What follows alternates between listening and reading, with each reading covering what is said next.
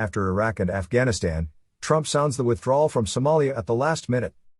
Donald Trump has ordered the withdrawal of the bulk of the U.S. contingent from Somalia, which numbers around 700, the Pentagon reported on Friday. The U.S. president has pledged to repatriate most of the troops deployed overseas, including Iraq and Afghanistan, before his term ends on January 20. Donald Trump ordered the withdrawal of the majority of American troops from Somalia by the beginning of 2021, that is to say just before his own departure from power, after having already accelerated the disengagement from Afghanistan and Iraq to keep its promise to end endless wars. The outgoing President of the United States has decided to reposition the majority of military personnel and assets outside Somalia by early 2021, the Pentagon said in a statement Friday. Some of the forces may be redeployed outside of East Africa. However, the rest of the forces will be repositioned from Somalia to neighboring countries to allow cross-border operations by the United States and partner forces. To keep up the pressure on violent extremist organizations, he added, nearly 700 soldiers.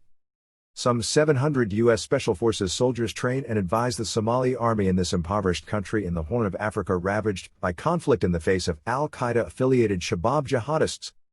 The United States is not withdrawing or disengaging from Africa, the Pentagon assured. We will continue to weaken the violent extremist organizations that may threaten our territory, he added, pledging to retain the capacity to conduct targeted counter-terrorist operations in Somalia. Washington is also committed to continuing its intelligence activities there. Eternal wars.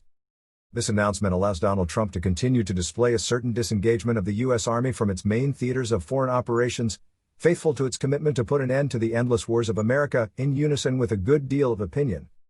Since Democrat Joe Biden's victory in the November presidential election, the Republican billionaire, although he has still not admitted defeat, has been trying to speed up the withdrawal of several countries, including Afghanistan and Iraq, before the handover of power on January 20. He intends to leave his successor with only 2,500 troops in each of these two countries. The future president has also indicated that he is in favor of an end to eternal wars, and could therefore confirm these withdrawals to keep only small units of special forces in charge of counter-terrorist operations. In Somalia, the announced redeployment is a good decision, which seems to make it possible to move from a vast effort aimed at fighting on behalf of the Somali government against the Shabab to a more targeted counterterrorism mission, the Circle said. Reflection near the left. Defense priorities. U.S. military interventions in Somalia for several years show that staying until there are no more potential terrorists on the ground would mean never leaving, she added. The Shababs remain a significant threat, as the Pentagon Inspector General further asserted in a very recent report. The group continues to adapt, to resist, and remain capable of attacking Western interests and their partners in Somalia and East Africa, he noted. The U.S. Chief of Staff, General Mark Milley, himself admitted on Wednesday that the Shababs remained a threat to be watched.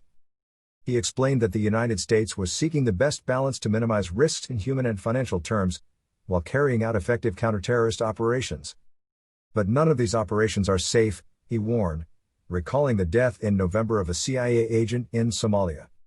In late November, just after the death, acting U.S. Defense Minister Chris Miller traveled to the country to spend Thanksgiving with his troops, when the decision to withdraw was already pending.